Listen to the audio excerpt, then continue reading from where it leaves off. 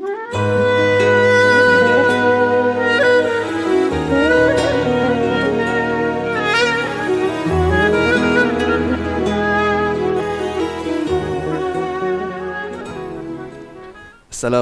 warahmatullahi wabarakatuh. Alhamdulillahi rabbil alamin, wassalatu wassalamu ala sayyidil mursalin wa ala alihi wa sahbihi ajma'in. Qala rabbi shrah li sadri wa yassir li amri wahlul 'uqdatam min lisani yafqahu qawli waj'al li waziran min ahli, amma ba'd.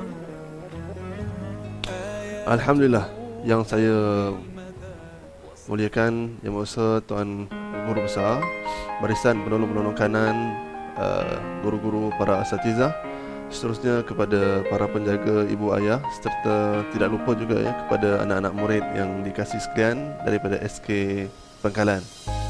Alhamdulillah, ya, syukur kehadirat Allah Subhanahu Wa Taala dengan rahmat dan kasih-Nya kita berhimpun di sini setelah mana kita berada dalam tempoh PKP ini, dan kita sekarang berada di penghujung bulan Ramadan, ya, yang mana kita berada di fasa-fasa terakhir di dalam bulan Ramadan bagi merebut erti sebuah kemanisan dalam beribadah di dalam bulan yang cukup mulia ini, insya-Allah. Jadi bagi memberkati majlis kita pada hari ini, kita mulakan dengan Ummul Kitab Al-Fatihah. A'udzu billahi minasy syaithanir rajim. Bismillahirrahmanirrahim. Alhamdulillahi rabbil alamin. Ar-Rahmanir Rahim. Maliki yaumiddin. Iyyaka na'budu wa iyyaka nasta'in. Ihdinas siratal mustaqim. Siratal ladzina an'amta 'alaihim ghairil maghdubi 'alaihim waladdallin.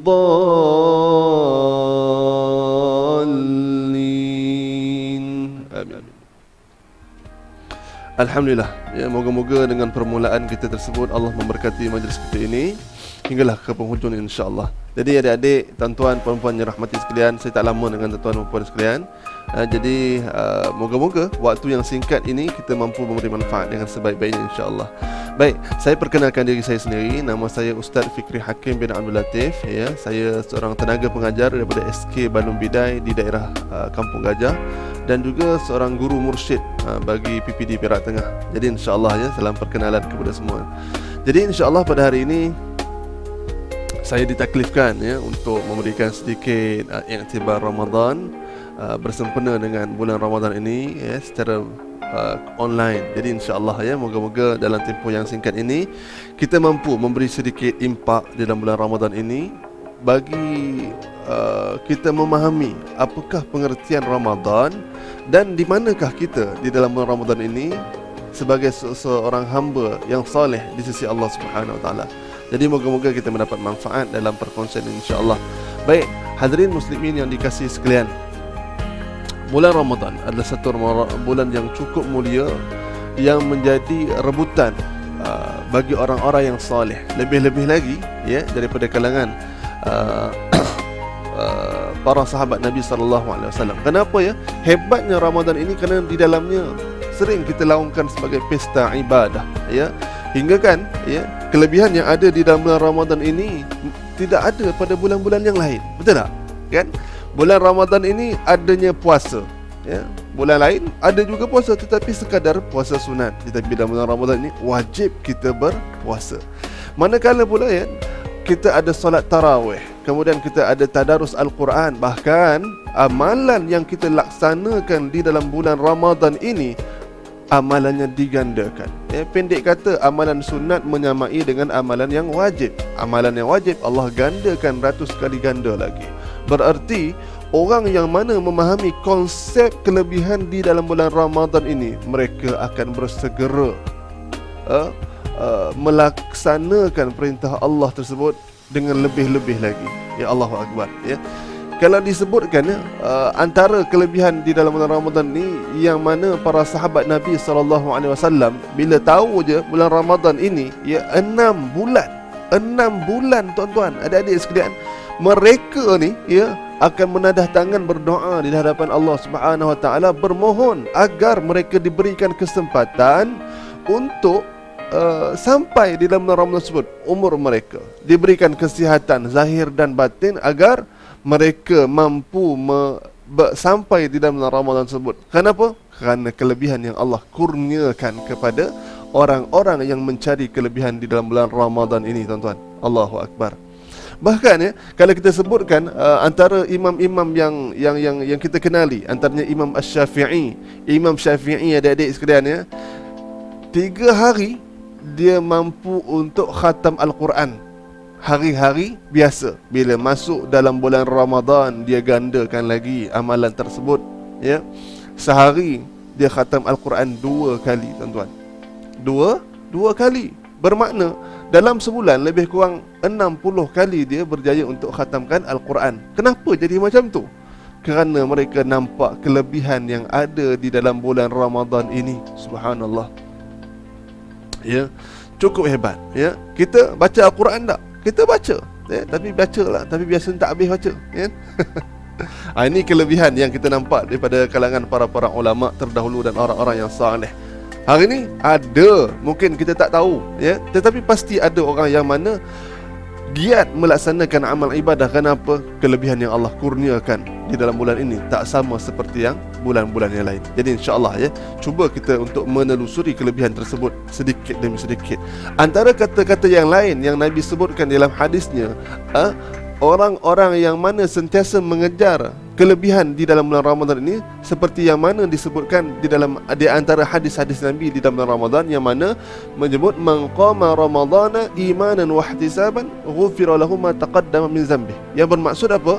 Ya, barang siapa yang mendirikan Ramadan dengan keimanan dan penuh kesungguhan, ghufira lahu ma taqaddama min dhanbi, akan diampunkan seluruh dosa-dosanya yang terdahulu. Allahu Akbar. Kerana inilah orang yang mana Allah kurniakan satu kesedaran, taufik untuk berubah, maka mereka berubah sungguh-sungguh. Sebab apa ya? Sebab mereka nampak kelebihan yang ada di dalam bulan Ramadan ini. Allah delete seluruh dosa-dosa ni, tuan-tuan. Ya, kalau Allah tutup, takut esok buka balik, ini Allah hapus, delete kan. Tuan-tuan, adik-adik, kalau dinilai kembali dosa kita pada Allah Subhanahu wa taala, kita tak mampu nak gambarkan dosa kita semenjak kita kecil hinggalah ke hari ini dewasa.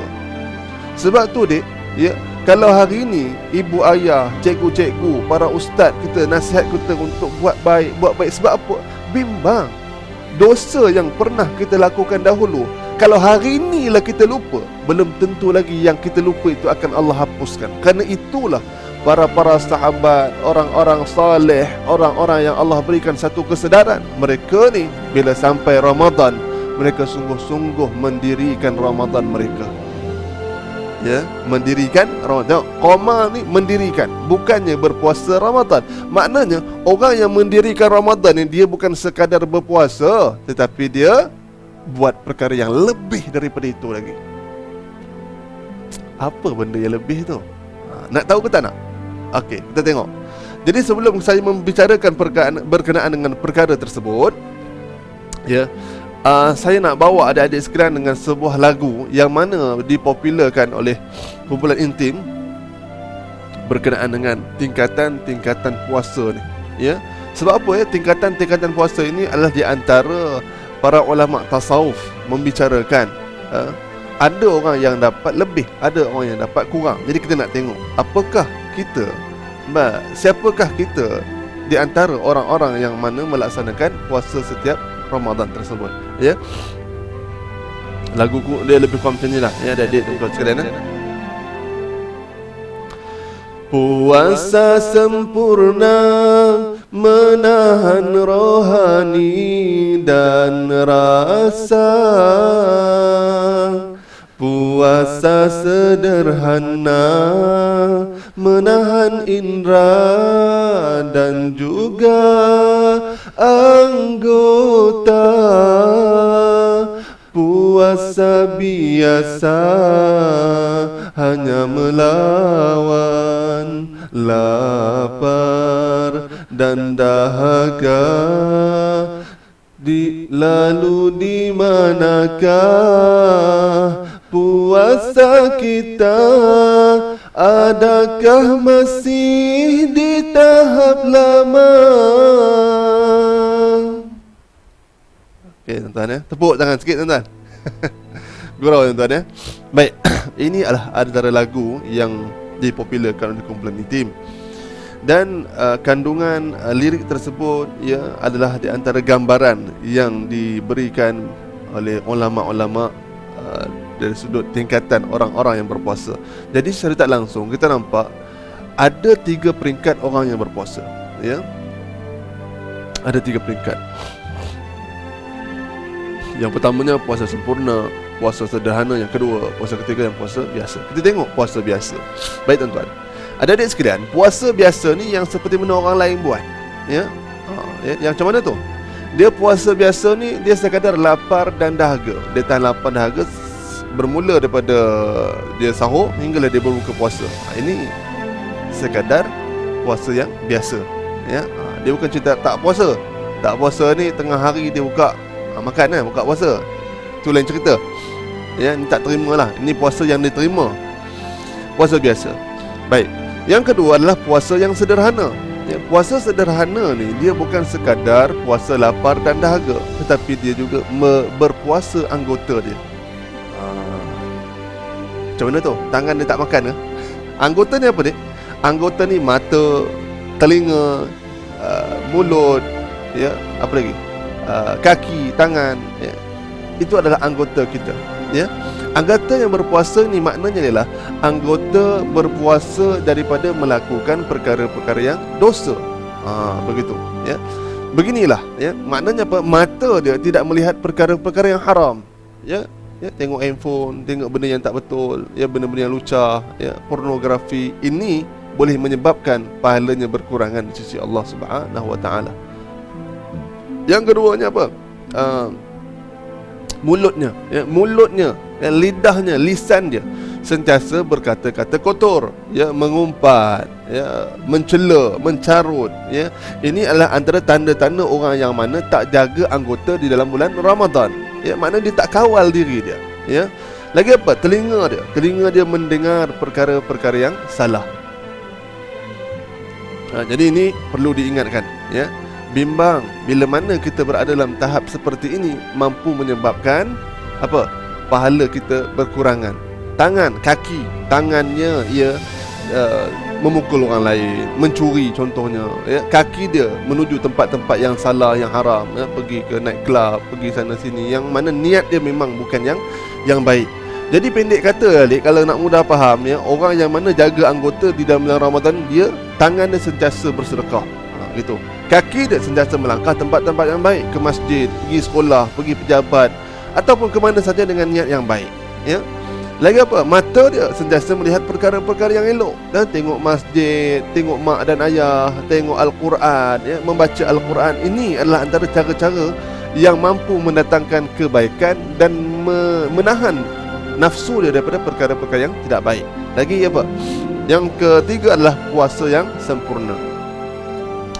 Antara ketiga-tiga tahap orang-orang berpuasa ini, puasa sempurnalah yang paling tertinggi sekali, yang mana dia bukan sekadar lapar dan dahaga, dia bukan sekadar mampu menjaga anggota, tetapi dia mampu menjaga rohani dan juga rasanya. Allahu Akbar. Faham tak? Maknanya apa? Orang yang mana yang mampu puasa lapar dan dahaga, dia jaga pula anggota-anggota dia. Sedikit sebanyak benda itu mampu menyiram iman dia. Dia membentuk, membaja iman dia hingga rohani dia. Rohani apa? Roh dia rasa tenang, roh dia rasa gembira, roh dia rasa sempurna, ya. Bahkan dia ada satu perasaan yang Allah campakkan ketenangan tersebut, ya. Contohlah adik, ya, kita bersedekah dengan hasil usaha yang kita berikan, tiba-tiba datang rasa bahagia dalam hati kita. Mana datang bahagia tersebut? Datang daripada Allah Subhanahu Wa Taala. Dengan apa? Dengan perkara kebaikan yang kita lakukan. Ini dia, ya. Orang yang mana bila mana ada rohani dan rasa dia, iman dia kuat kepada Allah Subhanahu Wa Taala, Allah jaga hamba ini dengan apa? Bila mana hamba-hamba dia ini buat benda yang salah, Allah akan berikan satu perasaan dalam hatinya tak tenang. Saya bagi contoh lah adik, ya. Bagi contohnya lah, ya. Kalau satu hari lah kita balik sekolah, kemudian kawan ajak pergi rumah main game, kita pergi rumah kawan kita, ya. Tak bagi tu pun kat mak ayah kita nak balik lewat. Habis main game, kita balik rumah, sampai kat rumah mak kita tanya kita, mana pergi tadi? Mana pergi tadi? Kan? Lambat balik ni, kata mak. Kita pun cakap dekat mak kita, tadi ada kelas tambahan mak. Nak cakap ada kita main game dekat rumah kawan, takut. Jadi kita tipu mak kita, ya. Jadi mak kita pun cakap, biar betul ni. Betul ke ada kelas tambahan ni? Kata mak kita. Kita pun cakap pada mak kita, betul. Tak percaya sudah. Gitu kan, ya. Tak percaya sudah, kata kita. Jadi mak pun kata apa? Baiklah, mak percaya. Mak pun pergi dapur, dia masak untuk berbuka. Kita tengok kelibat mak kita dekat dapur tersebut. Tiba-tiba terdetik dalam hati kita, ya Allah, apa aku buat ni? Aku tipu mak aku. Adik-adik, pernah tak rasa macam tu? Pernah tak? Ke rasa seronok? Yes, kena tipu lagi. Ya, biasanya dek, mana-mana orang pun tentu akan rasa tak tenang dalam hatinya. Mana datang tak tenang tu? Itulah satu perasaan rohani yang Allah campakkan dalam hati kita. Jika kita buat benda yang salah, Allah akan campakkan benda itu. Untuk apa? Untuk jaga kita, lindung kita daripada buat perkara-perkara yang mungkar, yang dimurkai oleh Allah Subhanahu wa taala. Allah jaga kita ni. Tapi kan dia, hati-hati. Kalau buat salah tak rasa apa-apa, bimbang, hati dia gelap. Orang yang hati gelap, dia tak akan dapat sinaran keimanan dalam diri dia. Bahkan dia jauh daripada Allah Subhanahu wa taala. Allah tak rugi apa-apa ni, kita yang, ya. Jadi kesempatan Ramadan ni, ya, kita nak bentuk diri kita sebenarnya jadi hamba yang baik. Bila kita jadi hamba yang baik, adik-adik, ibu ayah sekalian, tuan-tuan, puan-puan, insya-Allah bila kita jadi hamba yang baik, anak-anak akan jadi anak yang soleh. Ibu ayah yang baik jadi ibu ayah yang soleh. Pekerja yang baik jadi pekerja yang soleh. Ketua yang baik jadi ketua yang soleh. Kenapa? Inilah pembentukan kita. Sebab itu antara lain bulan Ramadan ini juga disebut sebagai apa? Madrasah Ramadan. Ya, 30 hari kita ni ikut sistem yang telah Allah tetapkan. Ya, sebab tu adik-adik, kita kembali kepada hadis Nabi ni, suatu benda yang besar. Walaupun hari-hari kita baca, orang yang amanah ambil iktibar, bersungguh-sungguh dengan hadis ini, dia betul-betul dirikan Ramadan itu dengan iman, yakin dia dengan janji Allah, ampun dosa, masuk syurga. Lepas tu pun ihtisaban, dia tengok balik diri dia sungguh-sungguh, ya Allah, banyak betul dosa aku ya Allah, ya, belajar aku teruk ni sebab apa ya Allah. Dia tengok balik diri dia, InsyaAllah Allah ampunkan dosa. Bila hati kita bersih, dosa kita terampun, waktu ini setiap permintaan kita Allah mudah. Allah. Jadi adik-adik sekalian, ya, bila kita nampak perkara seperti ini, ya, saya permudahkan adik-adik sekalian, jalan hamba-hamba yang soleh, ya. Kita kena ada mindset. Bulan Ramadan ni 30 hari, penghujung nanti niat kita apa? Nak dapat puasa yang sempurna. Setiap 30 hari itu kita jaga sungguh-sungguh diri kita ni, ya. Ya, kemudian apa? Cara yang kita gunakan apa? Dengan berilmu dan beramal. Hari ini kita dapat ilmu, simpan je ke? Tak. Kita kena amalkan. Ya. Kemudian apa? Hasilnya hamba yang soleh. Hamba yang soleh ni hasilnya apa? Akhlak dia.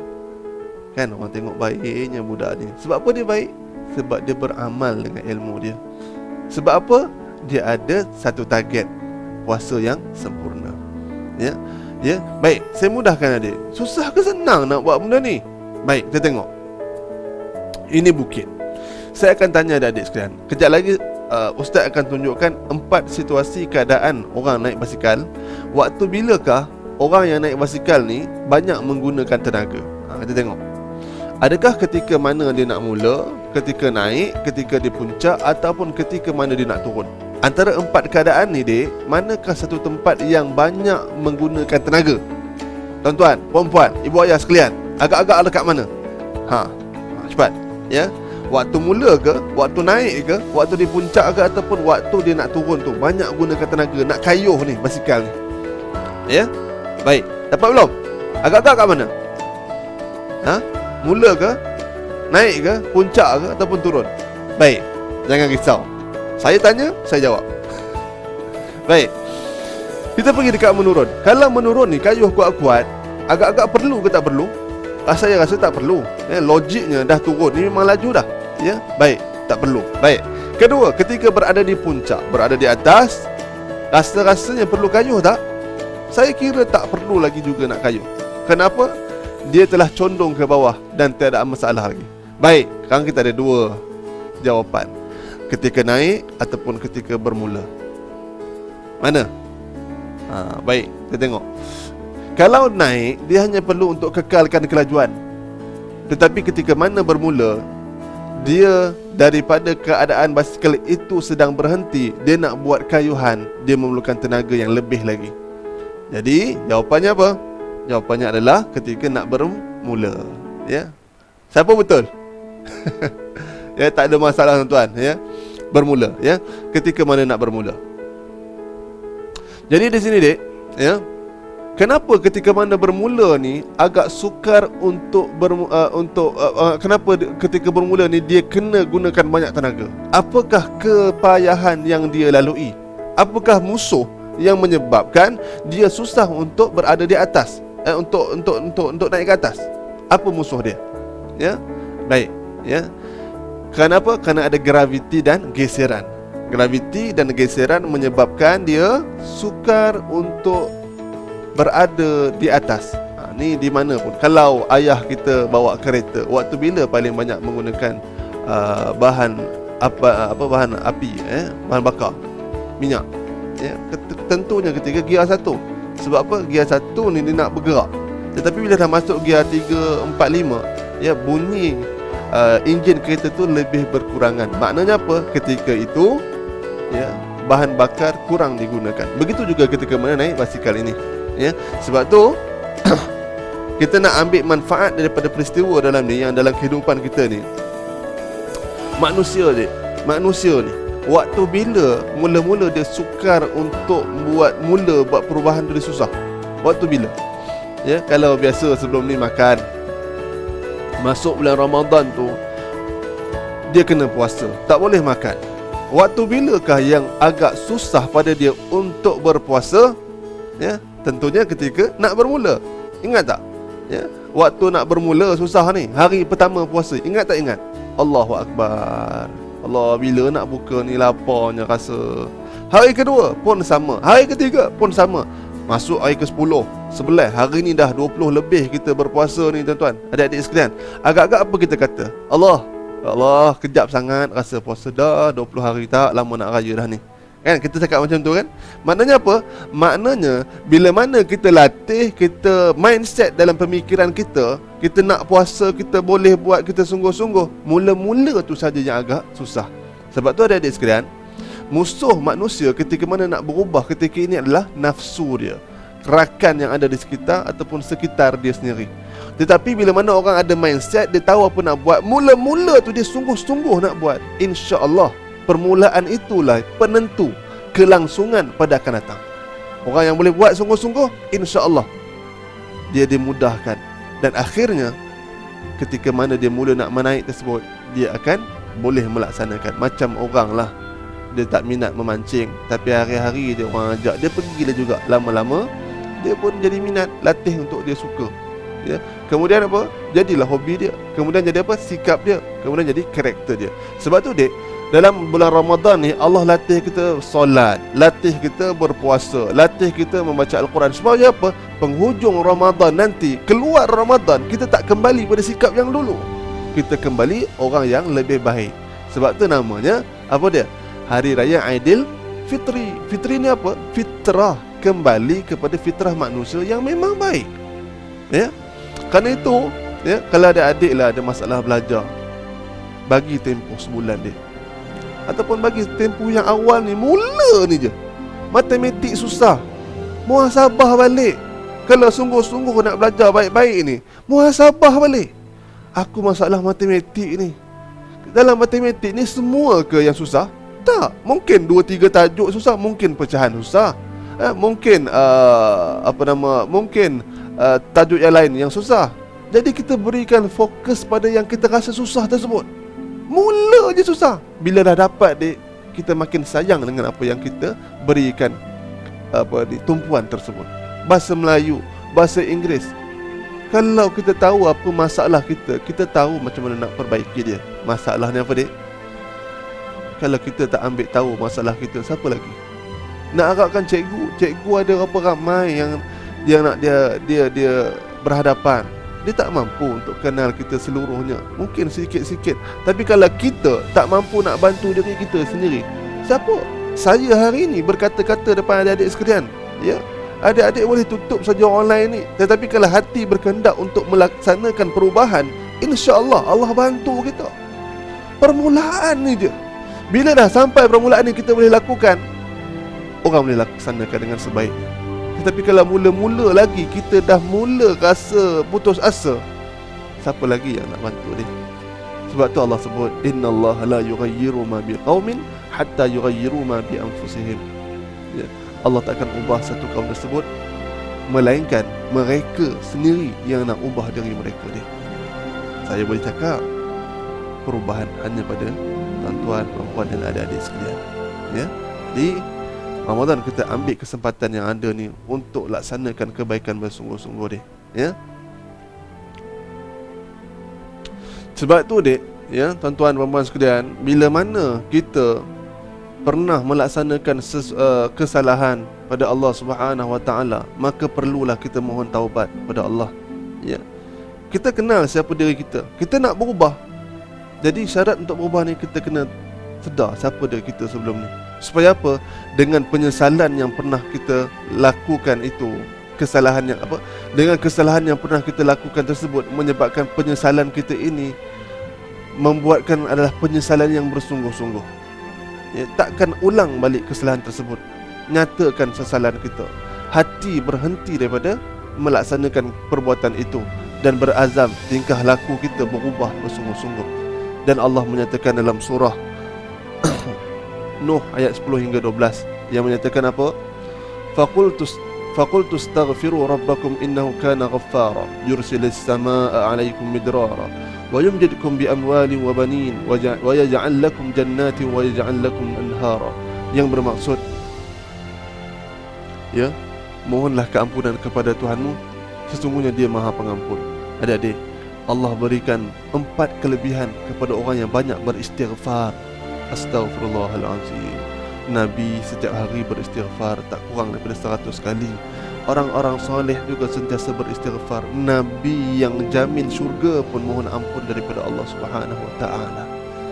Kita ni banyak tak pahala kita ataupun banyak dosa. Sebab tu perlunya kita beristighfar. Astaghfirullahalazim. Istighfar banyak kali. Allah akan berikan apa kepada kita? Kelebihannya Allah turunkan rezeki. Dalam Al-Quran Allah sebutkan Allah turunkan hujan. Allah turunkan hujan ni maknanya Allah turunkan rezeki. Lagi apa? Segala yang berada di atas, Allah berikan ilmu, Allah berikan ilham, Allah berikan isyarat kepada kita untuk sentiasa melakukan perbuatan yang baik. Masalah yang kita hadapi, Allah berikan kemudahan untuk kita berhadapan dengannya. Segala-galanya bila mana kita beristighfar. Lagi apa dedek, ibu ayah sekalian? Harta, rezeki kita Allah berkati. Sikit rezeki kita Allah berkat cukup untuk seluruh ahli keluarga. Tetapi kalau harta yang banyak tak pernah cukup, ada masalah kita dengan Allah Subhanahu Wa Taala. Ya. Yang ketiga, Allah kurniakan kepada kita anak-anak yang soleh. Allah, anak soleh ini menyelamatkan kita di hari akhirat nanti. Sebab tu ibu ayah sekalian, adik-adik sekalian, ya, jadilah anak-anak yang soleh. Ya, taat perintah Allah Subhanahu Wa Taala. Doalah kepada ibu dan ayah kita. InsyaAllah Allah berikan kebaikan kepada kita sekeluarga. Dan yang keempatnya, Allah jaminkan syurga. Inilah 4 perkara bagi orang yang mana merebut kelebihan bulan Ramadan ini. Allah hapuskan dosa kita. Apa lagi kita nak? Bahkan Nabi SAW berpesan kepada umatnya, ya, dalam bulan Ramadan sahabat bertanya, apa yang aku kena mohon? Nabi kata apa? Mohonlah ampun daripada Allah Subhanahu Wa Taala. Ya. Ya. Mohon ampun kepada Allah Subhanahu wa taala. Allahumma a'inni ala dzikrika wa syukrika wa husni ibadatik. Ya, ampunkan dosa aku. Allahumma inna 'afuwun karimun tuhibbul 'afwa fa'fu 'anna. Ya, ampunkanlah dosa-dosa kami ya Allah. Mohon ampun bersungguh-sungguh di hadapan Allah bulan Ramadan ini. Ya, dengan ilmu yang kita ada, bila lagi kita nak amalkan? Sekadar tahu tidak memberi kepuasan dalam amalan yang kita laksanakan. Sekadar tahu tidak cukup untuk menebus dosa-dosa yang pernah kita lakukan dahulu. Karena itu ibu ayah sekalian, kesempatan ada ni, umur, kesihatan, kelebihan yang Allah berikan ini, kita gunakanlah ke arah kebaikan. Ya, insya-Allah ibu ayah sekalian, adik-adik sekalian, orang yang mana rapat dekat dengan Allah, Allah takkan sia-siakan permintaan dan hajat mereka. Kita nak kejayaan, Allah berikan kejayaan. Kita nak jadi anak yang soleh, Allah berikan kita jadi anak yang soleh. Kita nak dapat keluarga yang bahagia, Allah berikan keluarga yang bahagia. Yang penting mohon kepada Allah Subhanahu wa taala. Bersangka baiklah kepada dia. Moga-moga Allah berikan. Dan inilah yang kita bicarakan pada hari ini, adik-adik sekalian. Segala-galanya bertitik tolak dengan jalan hamba Allah yang saleh. Ingat ataupun tidak, apa niat kita? Niat kita apa? Cara kita apa? Hasil kita apa? Niat ataupun tidak? Ingat ataupun tidak? Ya, niat kita untuk mencapai puasa yang sempurna. Caranya macam mana? Berilmu dan beramal. Hasilnya pun nanti jadi hamba yang saleh, akhlak yang mulia. Ya, buat akhirnya tuan-tuan, kita nak lihat kelebihan yang ada di dalam bulan Ramadan ini. Seperti mana kisah yang pernah diriwayatkan oleh Talhah bin Ubaidillah radhiyallahu anhu. Ya, bahawa dia melihat satu kejadian di mana satu hari datang dua orang lelaki daripada Bani Bali nama dia, bertemu dengan Rasulullah, dan mereka berdua ni nak masuk Islam. Akhirnya mereka diislamkan di hadapan Rasul sallallahu alaihi wasallam. Dan salah seorang daripadanya begitu tekun untuk berjihad, berjuang di jalan Allah, berperang di jalan Allah. Akhirnya tahun tersebut dia mati syahid dalam peperangan. Ya. Tahun yang berikutnya, ya, orang yang satu lagi tersebut, ya, tadi si A lah kita kata, si A, lelaki A ni dia mati dalam peperangan, mati syahid. Lelaki B ni dia hidup seperti biasa, dan tahun hadapannya, ya, tahun hadapannya lah, setahun kemudian dia meninggal dunia. Ya. Jadi satu malam ni Talhah bin Ubaidillah ni dia bermimpi. Dalam mimpi tersebut dia berada di pintu syurga, dan di pintu tersebut ada malaikat yang menjaga, dan malaikat ini memanggil lelaki B yang mati kemudian ini, ya, mati kemudian ni, memanggil, dia kata, masuklah kamu ke dalam syurga. Kemudian barulah dia memanggil lelaki A yang mati syahid dalam peperangan tersebut. Kemudian, ya, malaikat ni berkata kepada Talhah bin Ubaidillah, ya, dia kata, kamu belum lagi masa untuk masuk ke dalam syurga, pergilah pulang.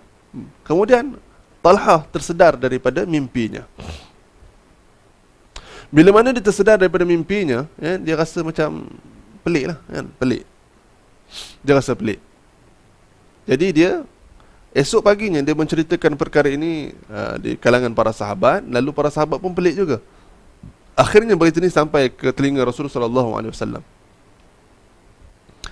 Kemudian mereka pun mohon Rasulullah SAW untuk menjawab persoalan tersebut. Kenapa? Pada pemikiran mereka, orang-orang yang mana berjuang, berjihad di jalan Allah ni tentulah mendapat kelayakan yang lebih utama, dipanggil terlebih dahulu. Tetapi kenapa lelaki yang mati kemudian, yang tidak terlibat dengan peperangan apa sekalipun, dia mati tetapi dia masuk ke syurga lebih awal daripada orang yang mati syahid tadi? Lantas Rasulullah pun berkata, ya, dia kata apa? Rasulullah kata apa? Sesungguhnya lelaki yang kedua, iaitu yang B tadi, meninggal dunia, kemudian dia mula-mula masuk ke dalam syurga. Kerana apa? Kerana dia berkesempatan untuk melalui sebulan Ramadan, dan dia bersungguh-sungguh solat di dalam bulan Ramadan tersebut, bermohon kepada Allah keampunan. Allah berikan keampunan, Allah berikan pahala berlipat ganda. Akhirnya dia masuk ke dalam syurga Allah Subhanahu Wa Taala, mendahului orang-orang yang mana orang sahabatnya yang mana berjihad, berjuang di jalan Allah Subhanahu Wa Taala. Jadi adik-adik muslimin, muslimat, ibu ayah sekalian, tuan-tuan dan puan sekalian, kita nampak di sini Allah telah meletakkan satu kelebihan di dalam bulan Ramadan ini. Mereka yang mana bersungguh-sungguh di dalam bulan Ramadan ini, Allah berikan satu kelebihan yang cukup besar sekali, yang kita sendiri tak nampak bayangnya. Macam manakah balasan yang Allah kurniakan? Kerana itu, ibu ayah sekalian, adik-adik sekalian, kesempatan Ramadan ini, suatu pahala dan ganjaran yang cukup besar Allah kurniakan kepada hamba yang bersungguh-sungguh. Kita berada di penghujung Ramadan ini, rebutlah peluang sungguh-sungguh. Moga-moga kita menemui Lailatul Qadar. Moga-moga hati yang keras ini Allah lembutkan. Moga-moga keluarga kita yang mungkin serabut ni Allah susun sebaik-baiknya. Moga-moga ya Allah jadikan diri kita, ahli keluarga kita mempunyai akhlak yang mulia. Sebab apa? Keluar Ramadan ini, kita keluar Ramadan menjadi hamba yang saleh. Ustaz, berapa hari je lagi nak habis? Betul, berapa hari je lagi nak habis bulan Ramadan. Tapi tak mustahil kan? Allah lebih berkuasa, melebihi daripada apa yang kita fikirkan. Sebab tu, kesempatan yang ada ni jangan kita lepaskan. Semoga Allah berikan taufik dan hidayah kepada diri saya yang lemah ini, ibu ayah sekalian, guru-guru dan juga anak-anak yang berada yang mendengar bersama-sama dengan saya ini. Ya, moga-moga Allah berikan taufik dan kemudahan kepada kita, menjadikan Ramadan pada tahun ini Ramadan yang terbaik, menjadikan Ramadan ini Ramadan yang benar-benar memberi manfaat kepada kita dan ahli keluarga kita. Moga-moga Ramadan ini adalah Ramadan yang mampu membentuk akhlak kita agar lebih dekat kepada Allah Subhanahu Wa Taala, hingga rohani kita merasai betapa indahnya berada dalam agama Islam ini. InsyaAllah ya. Saya doakan semoga tuan-tuan, puan-puan berada dalam kesihatan dan kemudahan, dan kita sama-samalah ya berdoa moga-moga Allah letakkan kita seluruhnya daripada kalangan orang-orang yang mendapat kebaikan di dunia dan di hari akhirat. Allah ampunkan seluruh dosa-dosa kita. Allah letakkan kita di kalangan hamba-hamba yang saleh, dan Allah jadikanlah kita ini mampu masuk ke dalam syurga tanpa perlu dihisab. Allah pertemukan kita dengan junjungan besar Nabi Muhammad sallallahu alaihi wasallam, dan mampu untuk melihat zat kehebatan dan kebesaran Allah Subhanahu wa taala satu masa nanti. Dan moga-moganya Allah pemudahkan perjalanan kita hidup di dunia ini insya-Allah, segala-galanya dengan kita melakukan amal ibadah ikhlas kerananya insya-Allah. Ya Allah, terimalah permohonan hajat hamba-Mu ini. Sesungguhnya Engkau Maha mendengar lagi Maha memakbulkan. Rabbana atina fid dunya hasanah wa fil akhirati hasanah wa qina azabannar. Wa sallallahu ala sayyidina Muhammad wa ala alihi wa sahbihi wa sallam walhamdulillahi rabbil alamin. Jadi insya-Allah tuan-tuan hadirin muslimin sekalian, semoga pertemuan kita ini mendapat kebaikan, diberkati, dan juga kalau ada kesempatan insya-Allah kita bertemu lagi. Saya mohon ampun seandainya ada kesilapan sepanjang perbicaraan saya dengan tuan-tuan, puan-puan dan adik-adik sekalian ya. Insya-Allah ya ada rezeki kita bertemu lagi insya-Allah. Terima kasih kepada pihak sekolah Ustaz Nizam yang mana kontak saya, dan juga kepada pimpinan SK Pangkalan ya. Semoga insya-Allah ada kesempatan kita bertemu lagi. Baik dan buruk segala-galanya datang daripada Allah Subhanahu Wa Taala, berlandaskan kelemahan saya sendiri. Moga-moga Allah menerima segala amal kita insya-Allah. Assalamualaikum warahmatullahi wabarakatuh.